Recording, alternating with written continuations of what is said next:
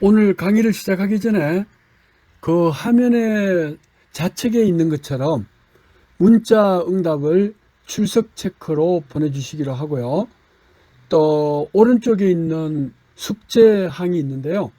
그 숙제 내용은 오늘 강의를 들어보시면은 충분히 준비할 수가 있어요. 이거를 2페이지, 그래서 A4용지 2장에다가 이 상단에 한 2cm 정도 접어서 거기다가 이름, 학번, 제목을 이렇게 적으시고, 그 다음에 그 2페이지 아래쪽에다가 이 내용을 적어요. 그 다음에 필수적으로 알아야 되는 게, 이 CPU는 시계의 시간을 알고 있어야 돼요. 어떤 일을 처리하는데 2초 만에 실행할 수도 있고 10초 만에 실행할 수도 있고 그러잖아요. 여기 이렇게 보시면은 시계가 반드시 필요해져. 시계가 필요한데, 이 시계에는 이 CPU가 얼마나 빨리 일을 하는지를 하는 기준이 돼요. 그래서 처음에 이 CPU 마이크로 프로세서가 처음에 만들어졌을 때는 한 1MHz도 안 되는 거였어요. 수백 kHz 클럭을 사용했어요. 수백 킬로. 이게 kHz라는 게 뭐냐면 파형의 개수가 나오는데 파형 하나당 실행을 하게 돼요. 실행을 하는 기준 단위가 파형 하나 나오는데 소요되는 시간을 기준 클럭으로 써요. 기준 시간으로. 그래서 만약에 1MHz 클럭 오퍼레이션을 한다. 1MHz. 그러면은 어떤 걸 실행을 하는데 아주 최저 기준 시간이 1 마이크로세컨이라는 뜻이에요. 예를 들어서 100만 개잖아요. 100만 개의 분의 1초. 1초에 100만 개의 클럭이 나오니까, 파형이 나오니까 하나의 파형을 클럭이라 그래요. 이 클럭이 100만 개가 나온다 그러면 클럭과 클럭 사이에, 한 클럭 사이의 시간은 얼마예요? 이 주기를 우리는 10의 6성분의 1초, 분모에 있는 걸 위로 올리면 10의 마이너스 6성초죠. 10의 마이너스 6성초, 이거를 마이크로 세컨이라고 그래요. 그러니까 즉 1MHz는 한 클럭 주기를 1 마이크로 세컨이라고 그러고, 1 마이크로 세컨이 일 처리하는 하나의 기준이에요. 사람도 그렇잖아요. 시간의 기준은 초 단위로 돼 있죠. 사람이 일을 할 때 째깍째깍째깍인데 어떤 사람이 1초에 뭔 일을 할 수 있는 거는 극히 드물잖아요. 눈을 깜짝거리면 한 1초에 한 번은 되겠죠. 자, 그래서 1초 단위로 이렇게 수행을 했다 그러면 1Hz라 그러고, 100만 헤르츠, 즉 이거를 우리는 1MHz, 이것을 즉 클럭의 개수를 시간에 나타냈을 때 우리는 헤르츠라 그래요. 1초 동안에 몇 개 나오느냐. 그래서 헤르츠, 클럭 파 세컨, 1초에 클럭이 몇 개 나오느냐. 이거를 그 독일 사람의 이름을 따가지고 헤르츠라고 그래요. 이거를 발음은 미국에서는 hertz인데 HERTZ인데 이거는 독일어로 발음을 해야 돼. 그 사람 이름이니까 헤르츠라고 그래요. 그래서 클럭 오퍼레이션은 100만 헤르츠다.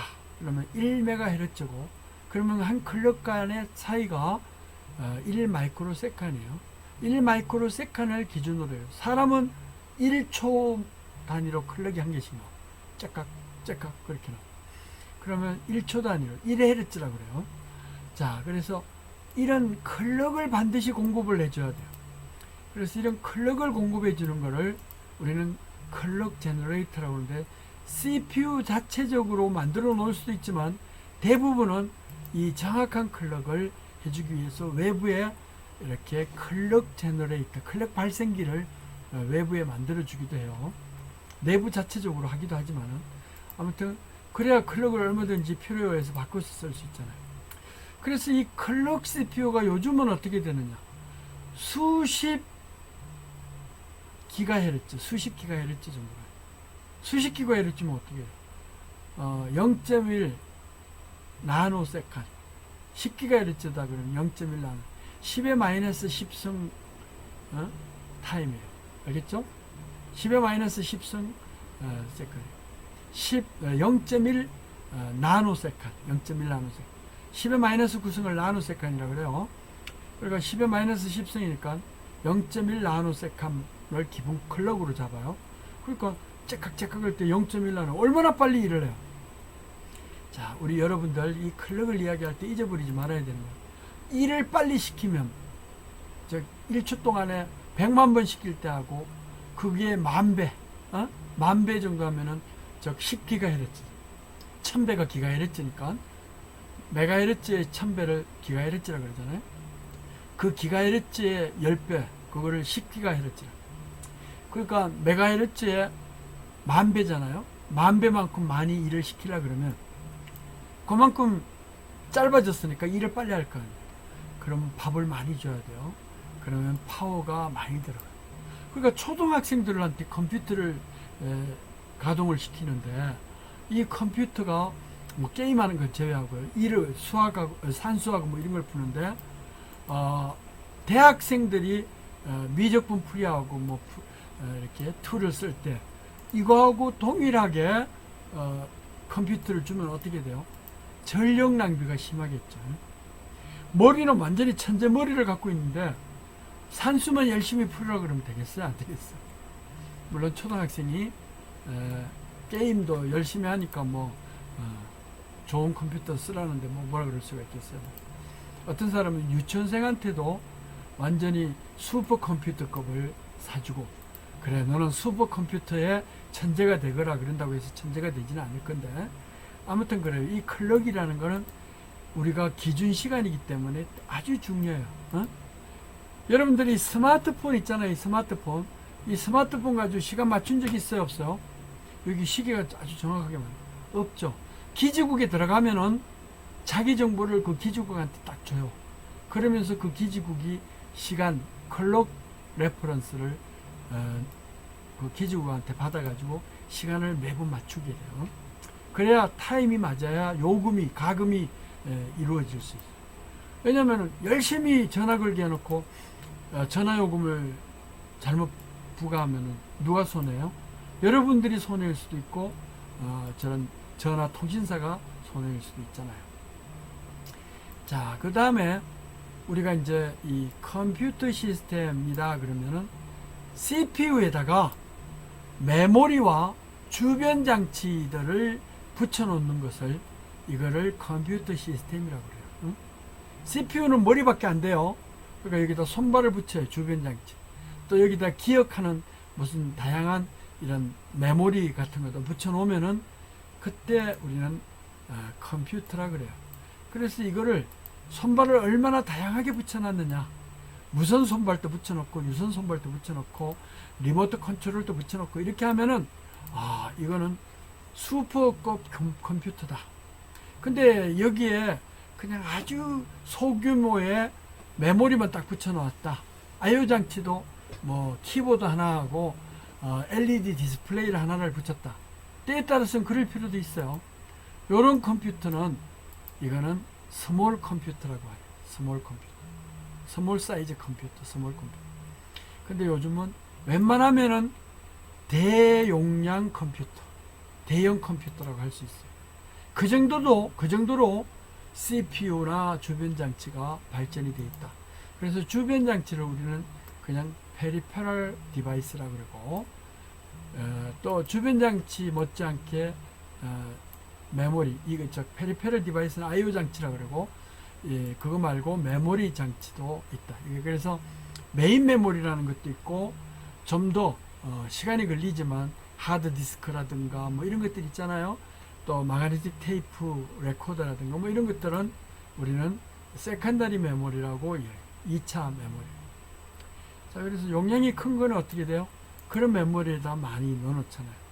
요즘은 뭐 예를 들어서 하드 디스크들이 드라이브 외장형이 USB 포트를 이렇게 하는데 뭐 4테라급 이런 게 한 12, 3만 원만 주면 살 수 있어요.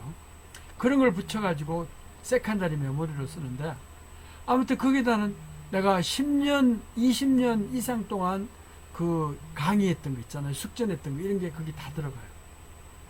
그러니까 여러분들이 숙제 내고 옛날에는 전부 이거를 종이로 냈는데 그래서 내가 막 스캔 떠서 저장하고 그랬는데 이제 여러분들은 숙제를 전부 다 뭘로 내요?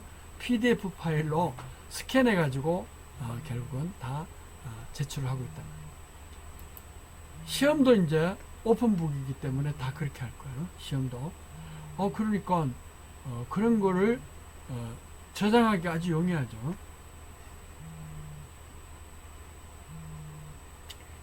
자, 그 다음에 이제 용어. 그러면 CPU 조그맣게 마이크로와 스케일로 처음부터 우리가 나노 스케일, 지금의 기술처럼 나노 스케일로 CPU를 만들었다 그러면 나노 프로세서라 그랬을 거예요. 근데 이게 70년 초반에 만들어졌기 때문에 지금 여기서 설명하는 거는 69년 70년 초반에 만들었던 거고, 그러다 보니까 이런 것들은 아무튼 인터그레이트 서킷 IC를 만드는데 마이크로 스케일로 만들었어요. 이렇게 마이크로 스케일로 만든 것들, 이렇게 마이크로 스케일로 만들었던 것들은 결국은 지금 마이크로 프로세서라고 그래요. 그래서 초기에는 멀티칩으로 CPU를 만들었어요. 두뇌를 구분 나눠가지고 우뇌, 좌뇌, 다음에 이게 뭐죠? 전두엽이라고 그래가지고 전두엽, 이마, 뭐 이런 쪽 뇌를 구분하면 한 4가지로 구분할 수 있어요. 그래서 좌측, 우측, 그 다음에 이마, 뒤쪽, 소골이라고 하는 뒤쪽이 또 있고 그래요. 이렇게 뇌가 뇌 구분을 내듯이 초기에는 CPU, 마이크로 칩들을 만들 때 여러 개의 칩을 연결해 가지고 하나의 칩으로 했어요. 그리고 지금 슈퍼컴퓨터 같은 거 만들 때도 이런 CPU를 수천 개가 필요한데 그런 CPU를 결합을 시켜야 되는데 그때 이렇게 멀티칩으로 만들어요. 왜냐하면 하나의 칩에는 CPU가 한 20개, 30개밖에 안 들어가요. 그러니까 이거를 수천 개를 만들려고 그러면은 멀티칩으로 칩을 여러 개 가지고 연결해야 되겠죠.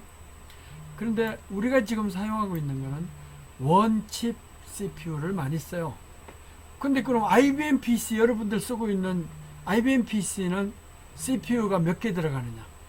그 IBM PC도 CPU가 기본적으로 20개 이상 들어가요.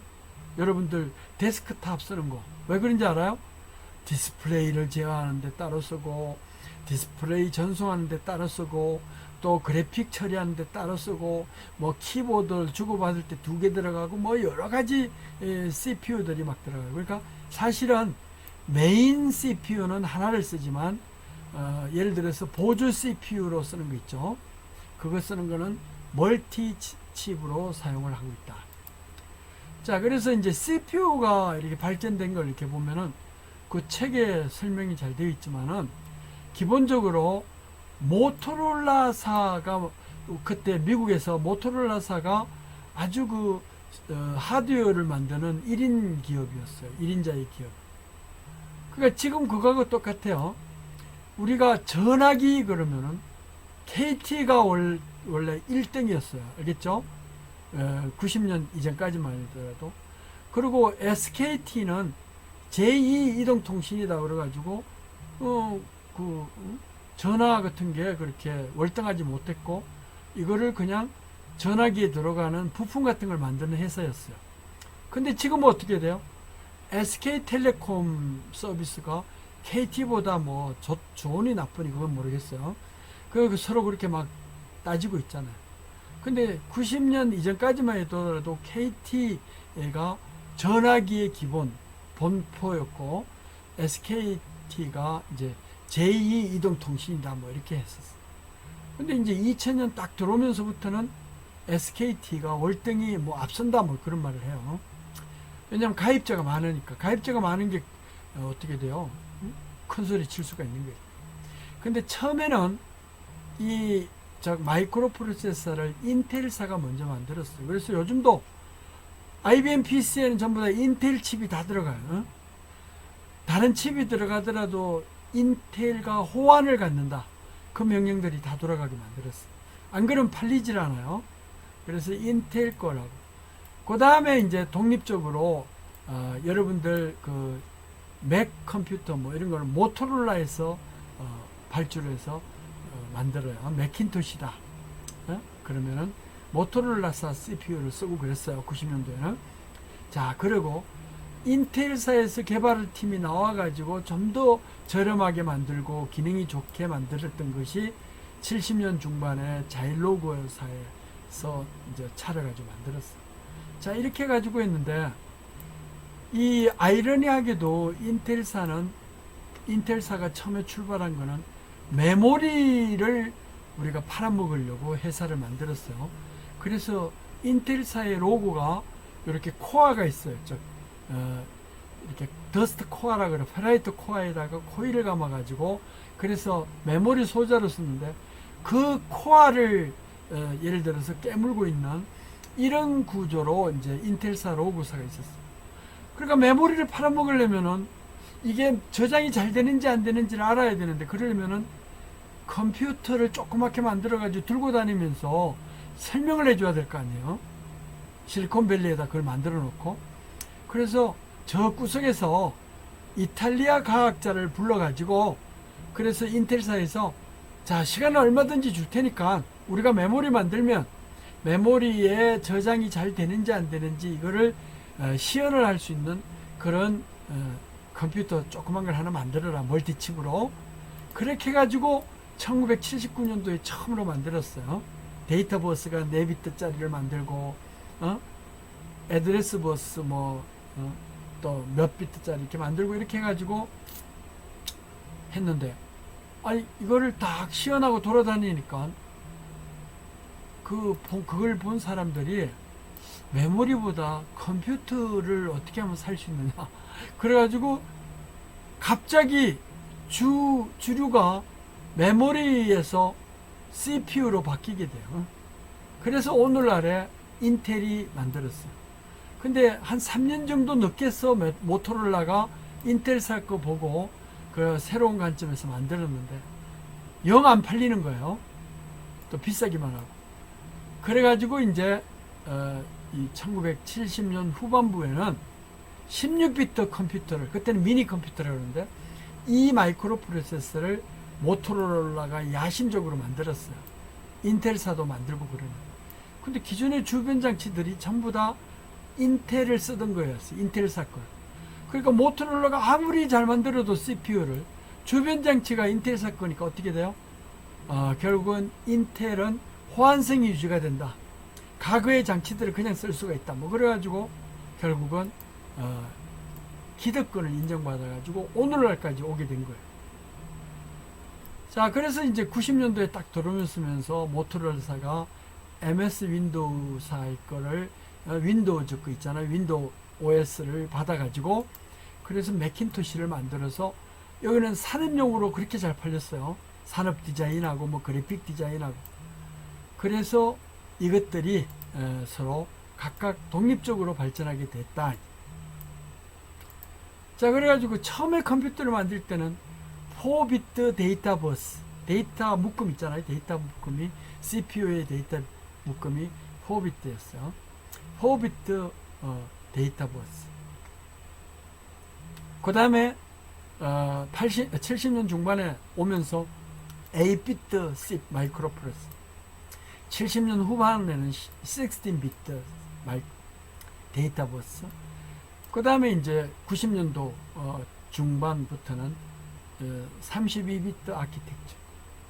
그 다음에 2000년도 오면서 64비트.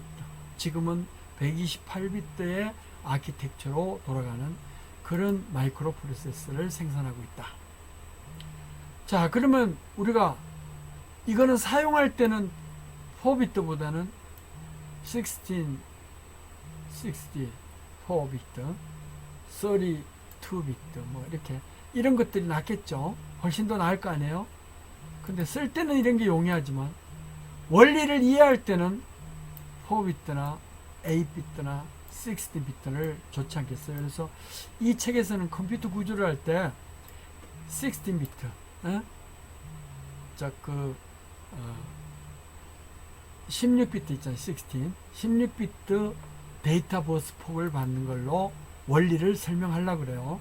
사용할 때는 이제 기존의 거 우리가 응용하고 있는 64비트를 쓰면 되죠. 자, 그래가지고 여기 이렇게 보면은 CPU는 주변 장치나 메모리한테 명령을 내리고 가져오고 명령에 따라서 처리하려 그러면 어때요? 데이터 버스 묶음이 있어야 되고 애드레스 버스 묶음이 있어야 되고 지금 뭐 갖고 오는지 내보내는지 섰는지 갔는지 모르잖아요. 이런 거를 제어하는 컨트롤 버스가 필요하다 그랬죠.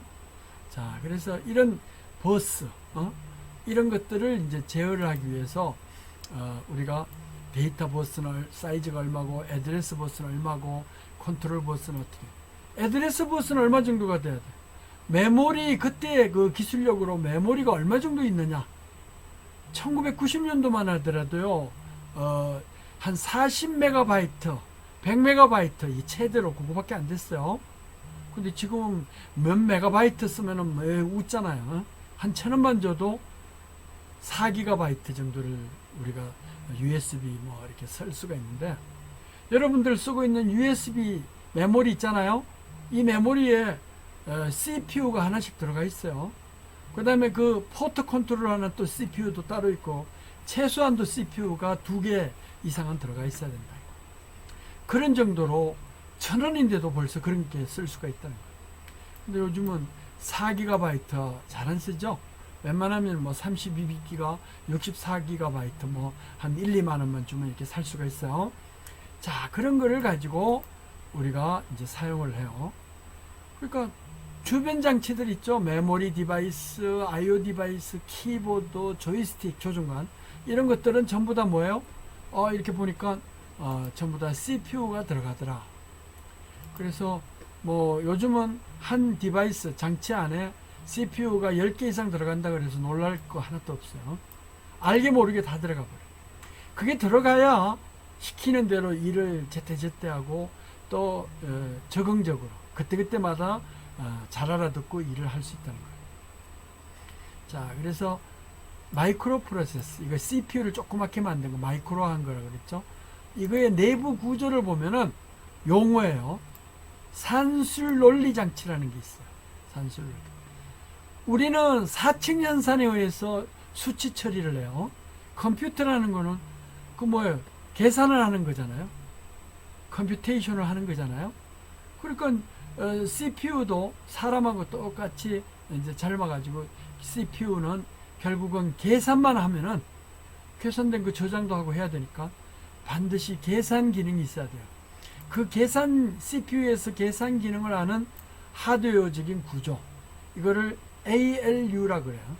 Arithmetic Logic Unit, 즉 산술 논리 장치예요. 근데 사람은 사칙 연산만 알면 되는데 여기서는 예를 들어서 더하기 add와 또 논리애로 1학년 때 배웠죠. 논리애로 and, or, not 이런 이진법에 해당되는 이런 이진법 갖고 핸들링하는 그런 논리애로 이 두 가지만 알면 그러면 산술 논리애로 즉 산술 장치는 다 만들 수가 있어요. 이 산술 장치에는 예를 들어서 데이터를 가져올 때도 써먹고 저장할 때도 써먹는 오퍼랜드 저장 장소로서 CPU 내부에서 가장 빈번하게 쓰는 것을 어큐뮬레이터라 그래요. 데이터를 가져와 가지고 더하기 해서 다시 그걸 데이터를 저장해야 되죠. 이렇게 가져오는 소스 쪽에도 있고 저장하는 데스티네이션에도 있는 동일한 명칭을 이거를 우린 저장 장소를 어큐뮬레이터라고 한다. 어큐뮬레이터. 그 다음에 여기 보세요. IP라는 게 있죠. 즉 CPU 내부에는 아주 초고속으로 저장시킬 수 있는, 우리로 이야기하면 뉴런이라고 하는 이런 그 저장 공간이 있는데 거기에 우리가 몇 가지 저장 공간이 있어요. 이런 저장 공간을 우리는 레지스트라 그래요. 레지스트를 특별하게 이름을 붙인 것을 어떨 때는 어큐뮬레이터라는 말도 쓰고, 레지스트가 여러 개 되니까 산술 ALU 연산을 할 때 이거를 뭐 가져오기도 하고 저장시키기도 하는 그런 역할로 할 수가 있어요. 어큐뮬레이터. 다음에 인스트럭션 포인터가 있어요. 인스트럭션 포인터. 이거는 프로그램 카운트라고 하는데 어떻게 돼요? CPU는 이런 인스트럭션 포인터가 아주 중요하게 쓰이는데 뭐냐면은 프로그램 공간이 있으면 CPU가 어떻게 돼요? 매번 명령을 가져오는데 갖고 왔던 걸 또 갖고 오면 안 되죠. 하나를 갖고 올 때는 이 인스트럭션 포인트는 다음 번지를 가리켜요. 프로그램 메모리에. 또 그 다음을 갖고 오면 CPU가 갖고 와서 분석하려고 그러면 그 다음 번지를 가리켜요. 이런 식으로 실행하는 명령의 그 다음 번지, 알겠죠? 프로그램 메모리에서 그 다음에 실행할 명령의 번지를 가리키는 거. 프로그램 메모리에서 다음에 CPU가 그 다음에 실행할 명령을 가리키는, 명령의 번지를 가리키는 것을 우리는 인스트럭션 포인터 또는 PC, 프로그램 카운터라고 이야기를 한다. 역할은 똑같은 거예요. 인스트럭션 포인터. 포인터라는 거는 번지를 가리키는 거예요. 근데 여기서 왜 프로그램 카운터라고 그러느냐? 저 프로그램을 이제 순서적으로 갖고 와야 되니까 카운트를 하면서 한다고. PC라고 그러기도 하고, 인스트럭션 포인터. 명령이 들어가 있는 위치를 가리키는 거예요. 실행하는 순. 이거를 인스트럭션 포인트라고. 다음에 인덱스드 레지스트라는 거 있어요. CPU 내부에서 하이스피드로 저장하고 처리한 결과를 보관하고 있는 거를 우리는 레지스트라고 그랬죠. 역할에 따라서는 뭐 프로그램 카운터라는 말도 쓰고 어큐뮬레이터라는 말도 쓰고 포인터라는 말도 쓰고 그래요. 자, 여기서 인덱스드 레지스터가 있어요. 인덱스는 뭐냐면은 어떤 메모리를 처리한 결과를 하는데 순서적으로 이렇게 누적을 해보면서 어디까지 데이터가 저장되어 있는지 위치를 가리켜야 되겠죠. 그럴 때 우리는 그걸 스택 포인터라고 그러고, 다음에 어떤 저장 공간을 할 때 기본 저장 번지에서 얼마만큼 이탈해가지고, 즉 어느 위치 이탈된 거에서 데이터 메모리 첫 번째, 두 번째 그걸 나타내는 거에서 얼마만큼이나 옵셋을 가지고 이탈돼서 저장이 되느냐, 그 위치를 가리키는 것을 인덱스드 레지스트라고. 우리 책의 뒷부분을 보면 인덱싱이라는 게 있잖아요. 그 책의 뒤에 가면은 그 해당되는 기능마다 어떻게 돼, 용어마다 몇 페이지라고 써놨잖아요. 그러니까 그 책의 첫 번째에서 몇 페이지까지 가면 있는데 그런 것을 인덱스드 레지스터, 인덱싱이라 그래요. 스택 포인터는 뭐냐면, 포인터는 애드레스를 나타낸다 그랬죠. 번지를 가리키고 있어요. 인덱스드 레지스터도 번지를 가리키고 카운트도 번지를 가리키는데, 스택 포인터라는 것은, 여기서 스택 포인터는 저거예요. 즉 데이터를 이제 저장 처리해 가지고 하는 데이터가 저장이 되어 있는데 그 저장되어 있는 공간의 위치를 가리킨다. 쌓아놓은 데이터를 쌓아놓은 곳의 위치를 가리킨다. 번지를 가리킨다. 그래서 스택 포인터라 그래요. 데이터가 있는 위치다 그래서 데이터 포인터라는 말도 써요. 그래서 여러분들이 C 언어를 배울 때 뭐 포인터 애드레싱 그랬잖아요. 쭉 데이터가 저장되어 있는 번지예요. 이거 말고도 우리가 연산을 하면은 그 상태를 그때그때마다 가리켜 세팅이 되는데 그게 이제 플래그 레지스트라고 그래요. 플래그. 즉 명령을 처리하고 나면은 그 값이 0인지 플러스 값인지 마이너스 값인지 그 사이즈를 넘쳤는지 아니면은 이게 에러가 일어났는지 뭐 이런 것들을 나타내는데 뭐 사인이라고 그러기도 하고 사인 플래그, 제로 플래그, 페러티 플래그, 캐리 플래그, 어거지러리 플래그 뭐 해가지고 여러 가지 이제 나타낼 수가 있어요. 이거는 자세한 건 다음에 이야기하기로 하고, 일단은 어떤 처리의 상태를 보관하고 있는 이것을 우리는 플래그 레지스터라고 그러고, 요거는 한 레지스터 안에 집대성 시켜놨어요. 알겠죠? 그래서 플래그는 깃발이죠. 어떤 상태를 나타낸다 이렇게 할 수. 자, 우리가 이제 몇 가지 안 되는 용어지만 처음에 들어가니까 좀 익숙하지 않았을 뿐이에요. 우리가 하는 게 뭐예요? 응용을 하는 게 IT 융합이잖아요. 그래서 이 융합은 CPU를 가지고 이 5가지 기술 분야에 활용을 해요. 그게 주된 응용 분야예요. 그게 뭐냐면 여기 기지국 같은 거 있잖아요. 기지국에 어떻게 하면은 이렇게 멀리 있고 가까이 있는 그런 그 스마트폰을 알 수가 있느냐 뭐 이런 것들을 다루는 것인데, 이렇게 무선 전파에 정보를 태워가지고 이렇게 보내주는 거를 싣고 날아다니는 거를 캐리어라 그래요. 캐리어. 알겠죠? 정보를 싣고 돌아다니는 거를 탈 것 있잖아요. 탈 것. 버스라든가 뭐 이런 걸 캐리어라 그러고, 그 다음에 그 캐리어가 물속으로 가는지 공기로 가는지 비행기로 가는지 뭐 이런 것들이 어느 영역이냐, 고체로 가느냐 기체로 가느냐 액체로 가느냐 이런 걸 미디어라 그래요. 그래서 이러한 것을 다루는 학문 기술을 우리는 전파 전송 기술이라고 그래요. 자, 그 다음에 이렇게 뭐 미디어라고 그래가지고 서울과 부산까지의 어떤 미디어가 있고 또 캐리어, 버스나 택시나 이렇게 있으면 이걸 혼자 타고 가면 돈이 많이 들어가잖아요. 그러니까 차선을 여러 개 해가지고 동시에 움직이게 한다든지, 그 다음에 버스를 이용해가지고 여러 사람이 그 캐리어 같이 탄다든지 하는 요거를 효율적으로 하는 건데, 그렇게 캐리어에 정보를 실는 공간을 대역폭, 밴드위스라는 말을 써요. 대역폭, 밴드위스, 캐리어.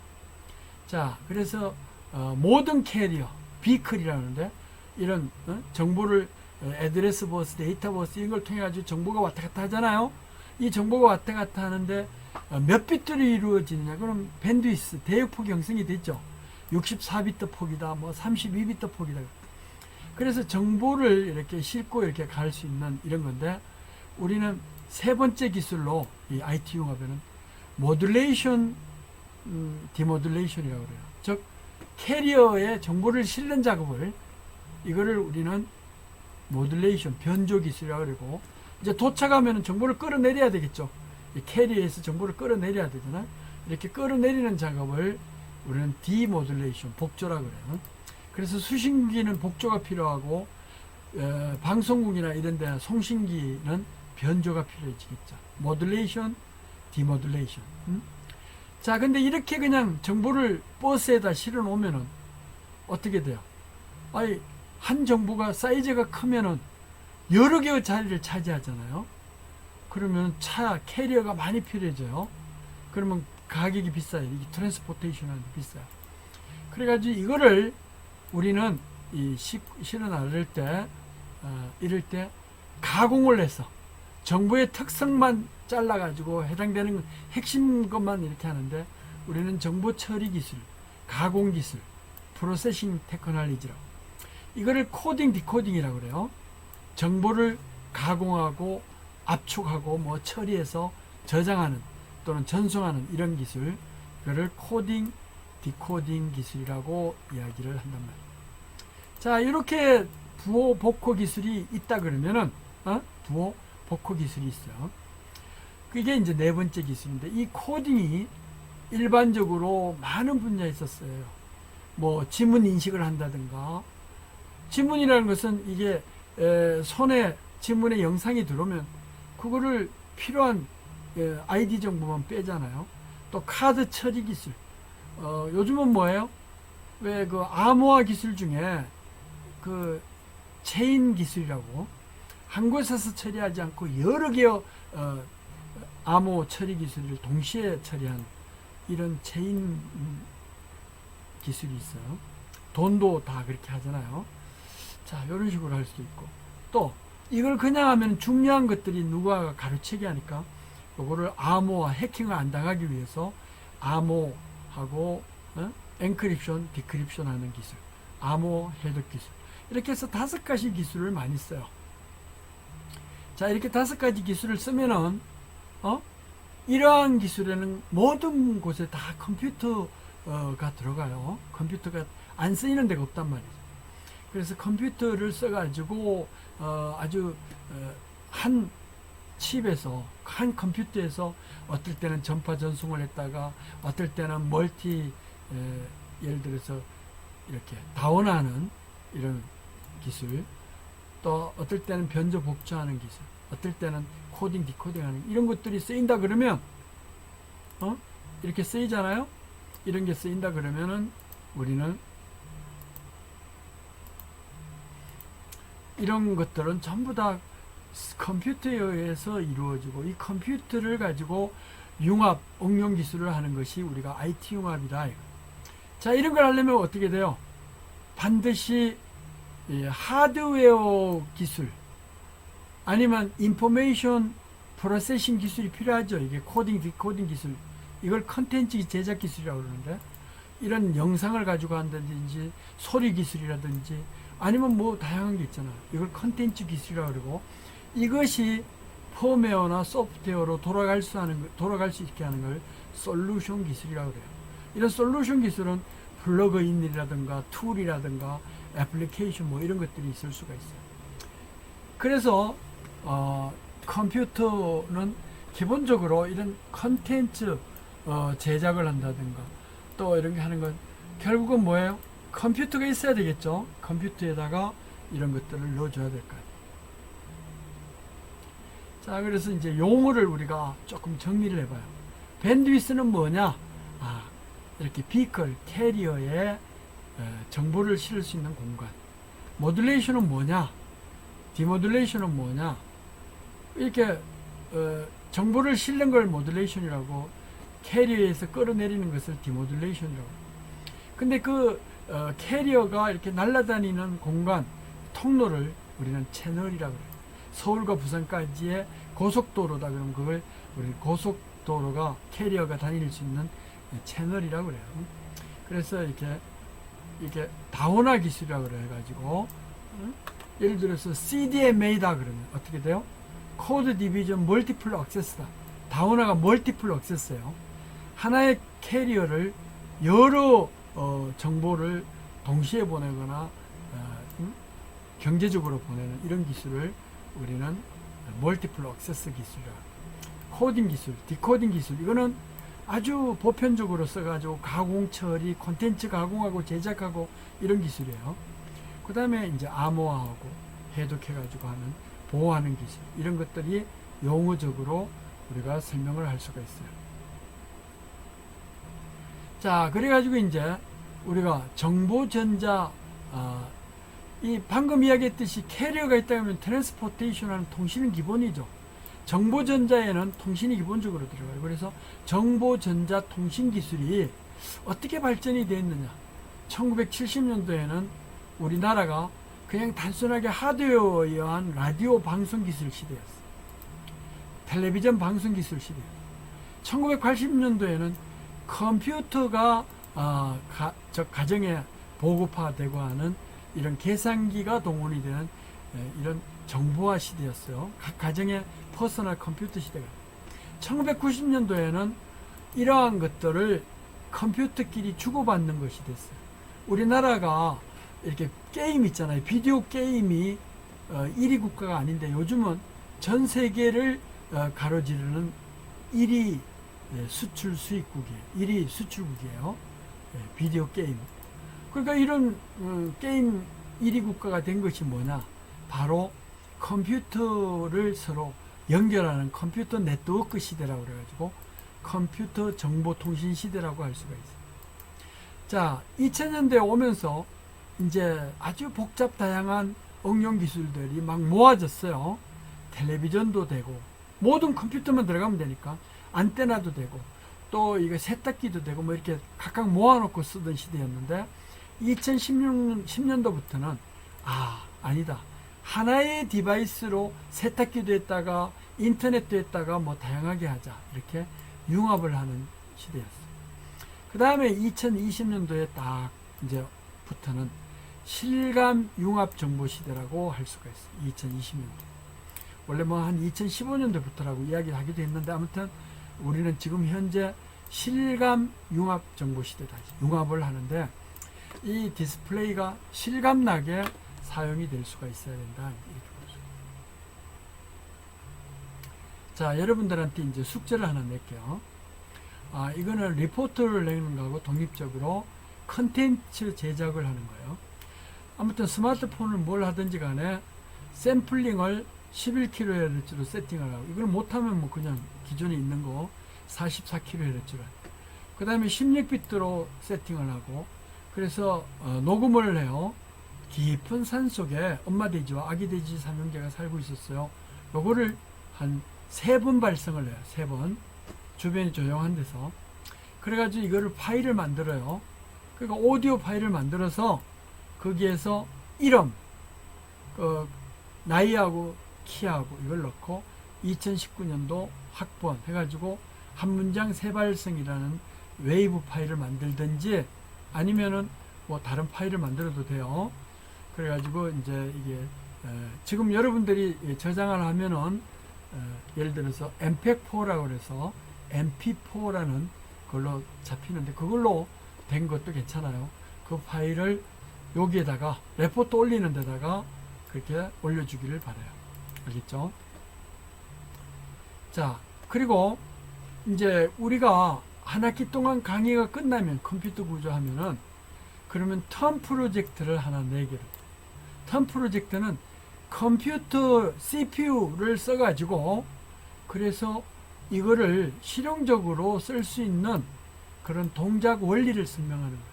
회로도를 막 설계하는 얘기가 아니고 예를 들면 키보드를 주제로 하든지 디스플레이를 주제로 하든지 조이스틱을 하든지 심장 박동 측정을 하든지 메모리 스틱을 하든지 뭐든지 관계없어요. 모든 부분에는 컴퓨터가 다 들어가니까 마이크로 컴퓨터를 써가지고 이러한 곳에 활용할 수 있는 여기 있는 거 이외에도 할 수 있어요. 그런 주제로 해서 10페이지짜리 보고서를 내는 거예요. 원래 처음에 한 10년 전에는 만들어내기도 했는데 지금은 이제 비대면이고 시간도 없고 그러니까 그냥 요거를 여러분들이 원리 설명을 해가지고 10페이지로 만들어내면 출입을 하면 왜 적외선 센서가 있잖아요. 뭐 이런 센서를 컴퓨터를 써가지고 어떻게 하는지 뭐 그래가지고 이것도 기말 시험 날까지 학기말고사 시험까지 이렇게 보내주면 돼요. 이렇게 올리라고 그랬더니만 예를 들어서 지금 봐요. 레포트를 우리가 오늘 부과하면은 모든 레포트는 이거 말고요. 모든 레포트는 다음 시간까지 올려야 되는데 다음 시간에 오전에 우리가 수업을 하잖아요. 화요일 날이랑 목요일 날 수업을 하는데 오전에 하는데 꼭 그걸 물어보는 사람이 있어요. 그날 23시 59분까지입니까? 뭐 그렇게 올려도 괜찮은데 그래도 수업 시작하기 전까지 올려야 그 다음 진도를 나가는 거 아니겠어요? 그리고 여러분들한테 레포트 내는 거 있죠? 이런 레포트 내는 거는 시험 문제를 미리 알려주는 거예요. 그래서 미리 시험 볼 준비로 레포트를 만들어서 A4 용지 2페이지에다가 그 한 2cm 접어가지고 거기다가 이름, 학번, 그 다음에 일자, 그 다음에 제목을 이렇게 적고 그 밑에다가 2페이지를 해요. 그리고 지금도 이제 이렇게 내는 것들 이렇게 보시면 알지만은 전부 다 뭐예요? 이게 복수발 숙제 제목은 매 시간마다 나가요. 근데 제출은 일주일에 한 개씩만 하면 돼요. 알겠죠? 올려놓는. 즉 평가는 반만 하겠다는 것이죠. 숙제에 반만 하겠다. 오늘 수업 여기까지 하도록 하겠습니다. 수고했습니다.